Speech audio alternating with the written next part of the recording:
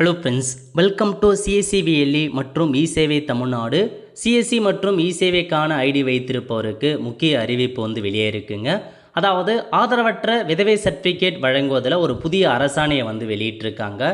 இப்போ இதை பற்றின மொத்த இன்ஃபர்மேஷன் தான் இந்த வீடியோ பார்க்க போகிறோம்.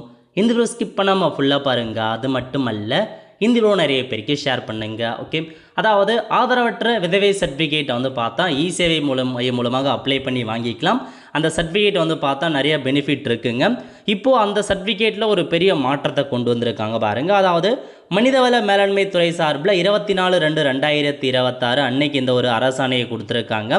அதாவது 2016ஆம் ஆண்டு தமிழ்நாடு அரசு பணியாளர்கள் சட்டம் ஆதரவற்ற விதவைகள் மாதாந்திர வருமான உச்சவரம் பார்த்தா உயர்த்தல் தொடர்பாக இந்த ஒரு அப்டேட் கொடுத்துருக்காங்க. அதாவது என்ன சொல்லியிருக்காங்க அப்படின்னா, இந்த ஆதரவற்ற விதவை சர்டிஃபிகேட் பெறுவதற்கு இதுக்கு முன்னாடி வரைக்கும் மாதம் 4000 ரூபாய் பார்த்தீங்கன்னா இன்கம் வாங்குறாங்க அப்படின்னா அவங்களுக்கு அந்த சர்டிஃபிகேட் கொடுக்கலாம் அப்படின்ன மாரி சொல்லியிருந்தாங்க. பட் இப்போ பாருங்கள், நிறையா மாற்றம் வந்ததால் இப்போதைக்கு அதுக்கான வரம்பு உயர்த்துறோம் அப்படின்ன மாரி சொல்லியிருக்காங்க பாருங்கள். அதாவது ஆதரவற்ற விதவை என்று வரையறை செய்யப்பட்டுள்ளது.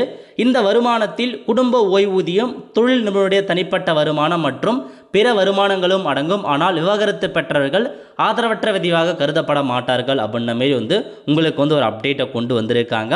ஸோ இந்த சர்டிஃபிகேட் மூலமாக என்ன பெனிஃபிட் கிடைக்கும் அப்படின்னா, நீங்கள் ஏதாச்சும் ஒரு கவர்மெண்ட் ஜாப் போகிறீங்க அப்படின்னா பெண்களுக்கு 30% இடஒதுக்கீடு வழங்குறாங்க.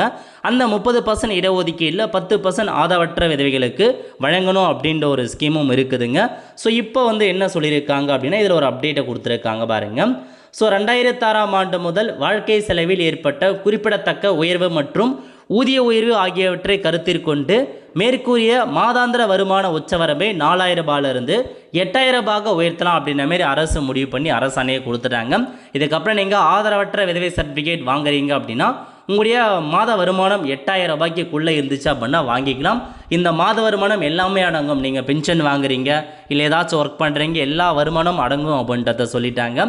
ஸோ ஆதரவற்ற விதவை சர்டிஃபிகேட்டை நீங்கள் இ-சேவை மையத்தில் அப்ளை பண்ணி வாங்கிக்கலாம். டாக்குமெண்ட்டை பொறுத்த வரைக்கும் உங்கள் photo, Aadhaar card, ration card, ஹஸ்பண்டோட டெத் சர்டிஃபிகேட் கேட்பாங்க, விதவை சர்டிஃபிகேட்டும் கேட்பாங்க.